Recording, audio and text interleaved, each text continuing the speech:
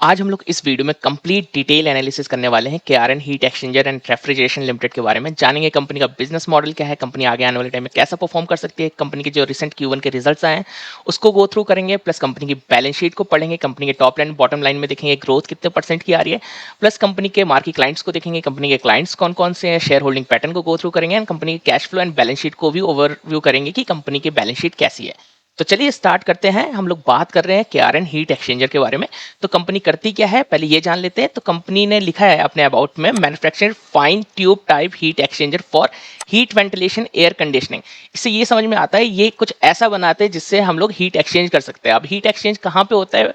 Just like कि अगर आप सपोज फॉर एग्जांपल ले लो, किसी आप आइसक्रीम फैक्ट्री में हो तो वहां पे हीटिंग इफेक्ट नहीं चल पाएगा। लाइक हीट होगी तो आइसक्रीम ढंग से जम नहीं पाएगी। तो वहां पे इन सारी कंपनियों का यूज होता है। जहां पे हमें HVAC की डिमांड आती है वहां पे ये कंपनी वर्क करती है। जहां पे डेटा सेंटर की डिमांड आती है, जहां पे हीट डेसिपेटेड करने की बात आती है, वहां पे ये काम करती है। तो ये क्या बनाती है? ये फाइन ट्यूब हीट एक्सचेंजर बनाती है। अब हीट एक्सचेंजर दो टाइप से काम करते हैं। एक तो लिक्विड हीट एक्सचेंजर होता है जिसमें आप पानी को फ्लो कराते हो, उसके थ्रू हीट को एक्सचेंज कर देते हो, ट्रांसफर कर देते हो।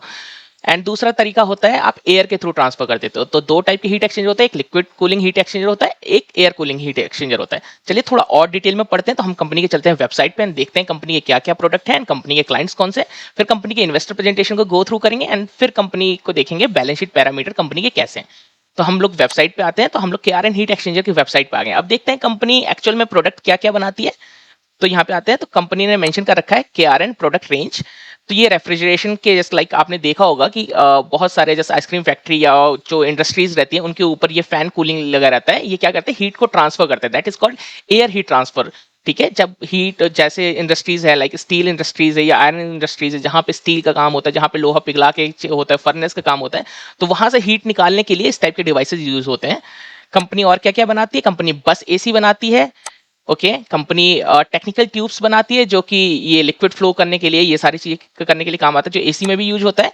शीट मेटल्स बनाती है, ट्यूबिंग्स बनाती है, लाइक आपके जो स्किट्स रहते हैं उसके अंदर ट्यूबिंग यूज होती है। कंपनी माइक्रो चैनल्स बनाती है। एसी में आपने देखा होगा कंपनी ने बहुत टाइप के माइक्रो चैनल्स लगाए रहते हैं।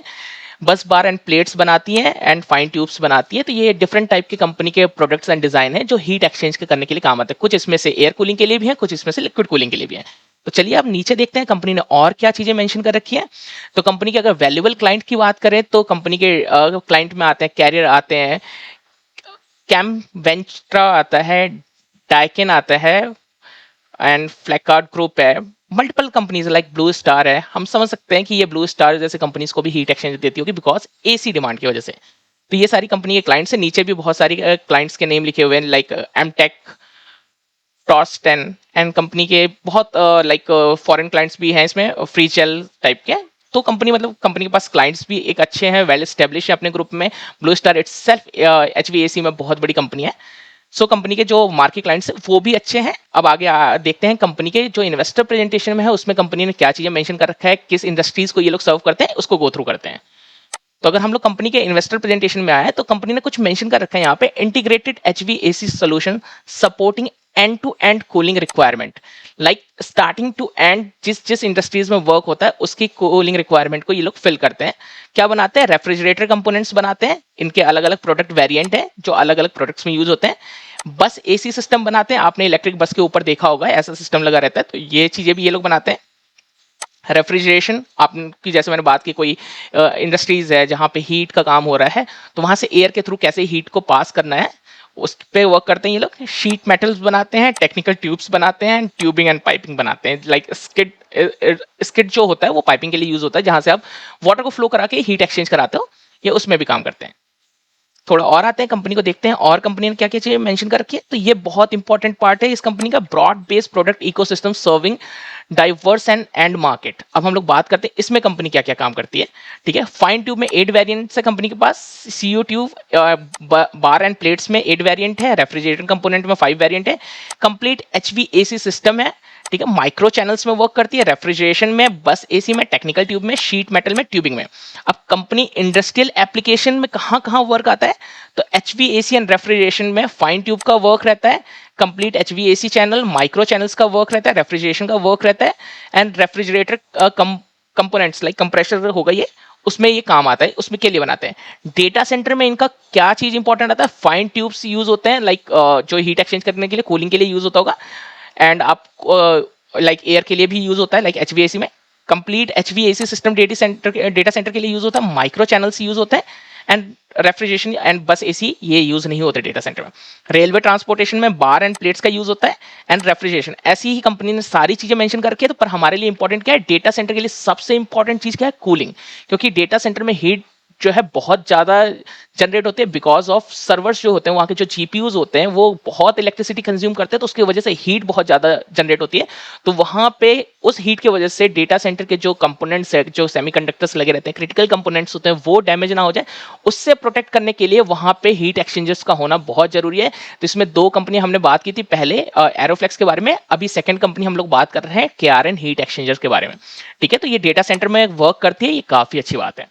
पावर जनरेशन में है, मरीन में भी काम करती है, इंडस्ट्रियल प्रोसेस के लिए यूज होता है, जैसे हमने बात की, कमर्शियल बिल्डिंग्स में भी यूज होता है, कोल्ड चेन एंड फूड्स में, लाइक हमने बात की, अगर कोई अमूल फैक्ट्री है या कोई वाडीलाल है जिसमें आइसक्रीम, जिसमें डेयरी प्रोडक्ट्स यूज होते हैं, उसको ठंडा रखने के लिए, या फिर कोई मीट के स्टोरेज रहते हैं उसको चिल्ड स्टोरेज बनाया जाता है, तो वहां के लिए भी ये कंपनीज प्रोडक्ट बनाती है। डिफेंस एंड एरोस्पेस में डिमांडेड प्रोडक्ट रहता है, ठीक है, उसमें तो बस बार प्लेट यूज करते हैं, माइक्रो चैनल्स का यूज होता है, रेफ्रिजरेशन का यूज होता है, बस एसी सिस्टम का भी यूज होता है। तो डिफेंस एंड एरोस्पेस में भी कंपनी वर्क करती है। तो मतलब ये कंपनी इन ऑलमोस्ट 8 से 10 जो मेजर ग्रोथ इंडस्ट्रीज है उसमें काम करती है। ठीक है, कंपनी के बारे में और देखते हैं, कंपनी ने और क्या मेंशन कर रखा है। कंपनी की जो मार्केट साइज है पैन इंडिया बस AC time, total addressable market की बात कर रही है कंपनी, वो 1000 करोड़ प्लस की है। ठीक है, रेवेन्यू टारगेट है वहां से 160 करोड़ का, ये सिर्फ फ्रॉम बस एसी लाइन से बात कर रही है। ओके, ठीक है, टारगेटेड मार्केट शेयर है 15% का, एंड ग्रॉस मार्जिन कंपनी ने बोल रखा है हायर होंगे। ठीक है, ये सिर्फ ओनली बात कर रहे थे यहां से, लाइक बस एसी लाइन से, ये पूरे एक्सचेंजर की बात नहीं कर रहे थे। ठीक है, कंपनी के अभी हम लोग जितने भी है इनके कंपनी के जो सेल्स हैं एंड जो रेवेन्यू है, ये कंपनी की जो लेटेस्ट प्रेजेंटेशन आएगी उसमें गो थ्रू करेंगे, प्लस हम कंपनी का अब देखते हैं कंपनी ने रिजल्ट कैसा शो किया है। उससे पहले हम देख लेते हैं कंपनी कहाँ कहाँ ग्लोबल फुटप्रिंट है कंपनी के, तो ये भी काम कर लेते हैं। तो अगर हम देखें कि कंपनी के ब्लू चिप कस्टमर कौन कौन से, पहले इसको फोकस करते हैं। तो वोल्टास हमने बात किया था, Snyder electric, blue star, Kirloskar chiller, Kirloskar भी आप जान रहे हो ये भी डेटा सेंटर में काम करती है, तो ये भी इसके क्लाइंट हैं। ओके, अब देखते हैं company expanding the global footprint, मतलब कंपनी एक्सपोर्ट कहाँ कहाँ कर रही है। तो UAE like United Arab Emirates, like Dubai, शाहजहां, आबू धाबी, यहाँ पे यूएसए में, इटली में, Germany, France, Saudi Arab, Norway, United Kingdom, Poland, China, Canada, Ireland.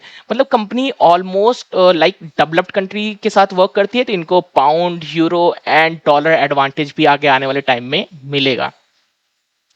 अब देखते हैं हम कंपनी के बारे में, कंपनी ने सारी सर्टिफिकेशन यहाँ पे कर रखे हैं। चलिए अब हम कंपनी का डायरेक्ट रिजल्ट पे देखते हैं, कंपनी ने इस बार का रिजल्ट कैसा शो किया है।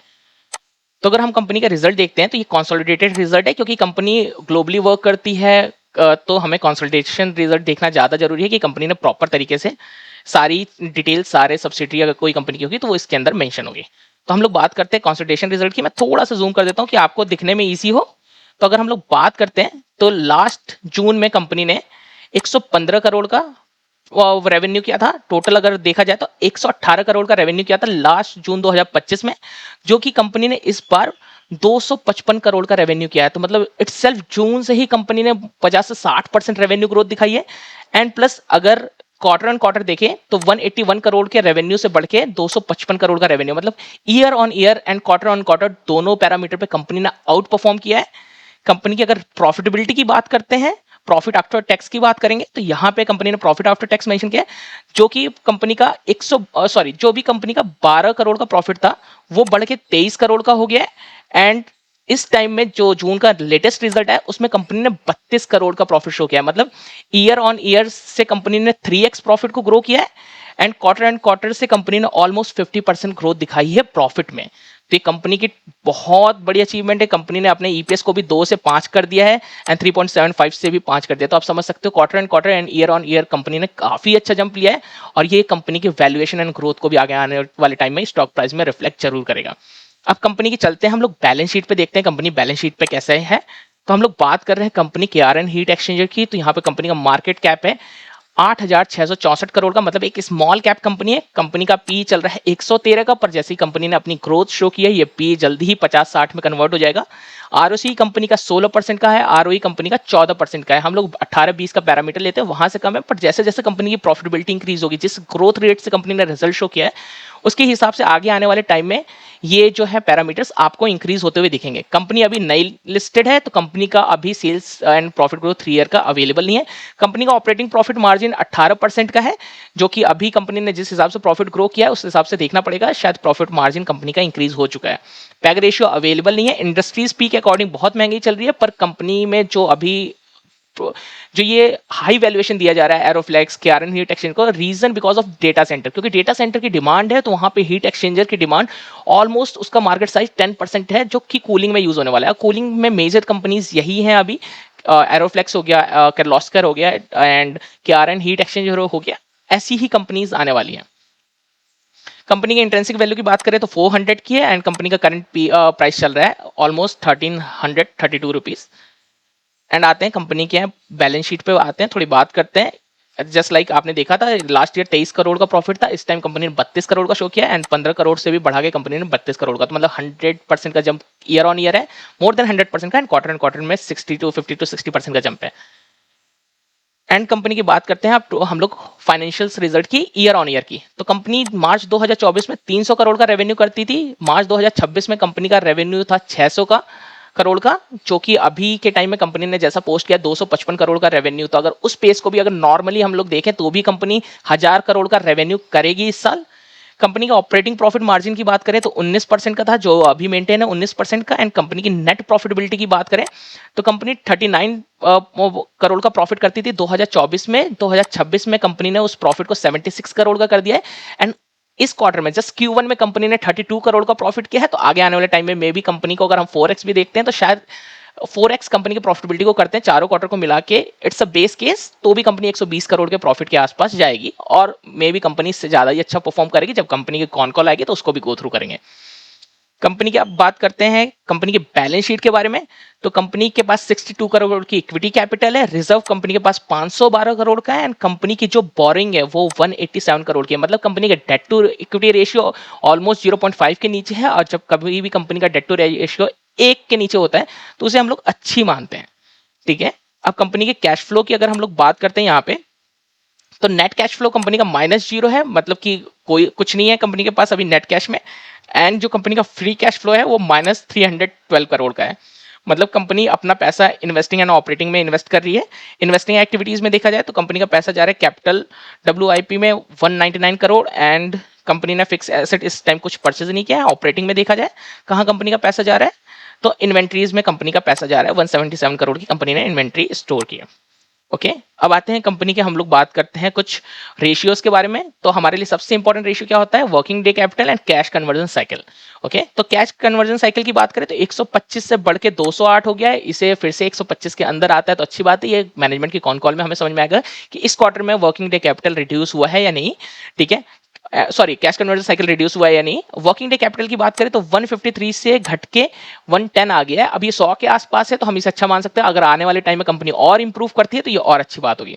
आरओसी की बात करें तो 21 से घट के 16 का हो गया, पर जैसी कंपनी ने ये प्रॉफिट शो किया, क्योंकि डेट तो बढ़ा नहीं है। आरओसी कैलकुलेट क्या होता है, रिटर्न ऑन कैपिटल इंप्लॉयड होता क्या है, हमें ये पता है। कंपनी के जो अगर हमारे equity capital, reserve and company का जो डेट है उस पर कितना प्रॉफिट आ रहा है, उस पर कितना एविटा आ रहा है, उसी को हम आरओसी कैलकुलेट करते हैं। तो अगर इन तीनों पे अगर कंपनी अपनी धीरे धीरे प्रॉफिटेबिलिटी बढ़ाएगी तो ऑटोमेटिकली आरओसी कंपनी का इंक्रीज होता जाएगा। अब आते हैं कंपनी के कुछ इंपॉर्टेंट पैरामीटर्स पे बात करते हैं। तो यहाँ पे कंपनी ने प्लांट 2 न्यू HVAC की बात की है, तो कंपनी यहाँ पे गाइड कर रही है मार्च 2026 तक 22% कंपनी का यूटिलाइजेशन था प्लांट का, जो कि मार्च 2027 में 50% होगा, एंड मार्च 2028 में 80% तक उसका यूटिलाइजेशन होगा। मतलब कि कंपनी की अभी जो प्लांट है वो फुल्ली तरीके से यूटिलाइज ही नहीं हो रहे, तो भी कंपनी इतना अच्छा परफॉर्म कर रही है। Export revenue percentage wise company का देखें तो मार्च 2026 में 16% का एक्सपोर्ट रेवेन्यू था, एंड कंपनी का डेटा सेंटर वाइज परसेंटेज देखें तो 16% कंसोलिडेशन रेवेन्यू में डेटा सेंटर से आता था, मतलब कंपनी डेटा सेंटर में एक अच्छा खासा बिजनेस कर रही है। और अभी के टाइम में हमें देखना होगा जो इस टाइम कंपनी की प्रॉफिटेबिलिटी आई उसमें डेटा सेंटर का रेवेन्यू कितना है। प्लांट 1 की जो पुरानी एग्जिस्टिंग कैपेसिटी यूटिलाइजेशन है वो 84% पे चल रही है, एंड दूसरे प्लांट की जो हेडर कॉपर प्लांट है में भी 84% की कैपेसिटी है, एंड जो कंपनी की शीट मेटल पार्ट वाली है वो 85% कैपेसिटी के साथ रन कर रही है। Total annual production capacity company की है almost 1 crore 90 lakh something unit per annum. तो मतलब कंपनी की काफी बड़ी कैपेसिटी प्लांट ऑलरेडी है एस्टेब्लिश। कंपनी के प्रमोटर होल्डिंग्स की बात करते हैं अब, तो कंपनी के प्रमोटर ने स्लाइटली होल्डिंग अपनी रिड्यूस की है, 70% से कंपनी अपनी प्रमोटर होल्डिंग 65% पे ले आया है। एफआईएस की बात करें तो एफआईएस के पास जो होल्डिंग 5% की थी वो कंपनी के पास होल्डिंग बढ़ के ऑलमोस्ट 9% के आसपास हो गई है। डीआईएस के पास जो 6% की कंपनी के पास होल्डिंग थी वो भी ऑलमोस्ट 8.5% के पास आ गई है। पब्लिक के पास जो कंपनी की होल्डिंग 20% की थी वो घट के कंपनी पब्लिक के पास 17% की रह गई है। तो अगर हम लोग देखें कंपनी का फ्यूचर आउटलुक कैसा हो सकता है, तो आप जानते हो डेटा सेंटर में सबसे ज्यादा डिमांड हीट एक्सचेंजर्स की ही रहने वाली है, क्योंकि डेटा सेंटर में हीट जनरेशन बहुत ज्यादा है। इसीलिए जब हीट रिड्यूस होती है तो जो इलेक्ट्रिक कंजम्पशन होता है वो भी धीरे धीरे कम होने लगता है। तो डेटा सेंटर की सबसे बड़ी प्रॉब्लम क्या है? Electricity consumption. उसके वजह से डेटा सेंटर की जो आउटपुट है, जो रिजल्ट है, वो बहुत ज्यादा कॉस्टली है। तो उन सारी चीजों से सेव करने के लिए हीट एक्सचेंजर्स का होना बहुत जरूरी है। एंड प्लस जो कंपनी के जो अदर्स इक्विपमेंट्स है उनको भी प्रोटेक्ट करना, लाइक जो डेटा सेंटर के इक्विपमेंट्स है उनको भी प्रोटेक्शन के लिए जरूरी है। प्लस जो डेयरी और फूड इंडस्ट्रीज है, जो इंडस्ट्रियलाइजेशन है, जो मैन्युफैक्चरिंग हब है, जो इंडिया ग्रो कर रहा है, इसमें डिमांड तो ऑलरेडी इंक्रीज हो ही रही है। एरोस्पेस में डिमांड इंक्रीज हो रही है, डिफेंस सेक्टर में डिमांड इंक्रीज हो रही है, plus data centre itself increasing field है। तो कंपनी के पास जो मार्केट है, लाइक जिस इंडस्ट्रीज में वर्क करती है वो बहुत ग्रोथ इंडस्ट्रीज है। तो आगे आने वाले टाइम में ये कंपनी काफी अच्छा परफॉर्म कर सकती है। ये कोई बाइंग एंड सेलिंग रिकमेंडेशन नहीं है। अगर कोई भी डिसीजन लेना है उससे पहले आप अपने फाइनेंशियल एडवाइजर से जरूर सलाह मशवरे करते हैं। ये सिर्फ और सिर्फ एजुकेशनल पर्पज के लिए वीडियो थी। चलिए, होप आपको ये वीडियो पसंद आई है तो please do like share and subscribe. मिलते हैं नेक्स्ट वीडियो में। Thank you.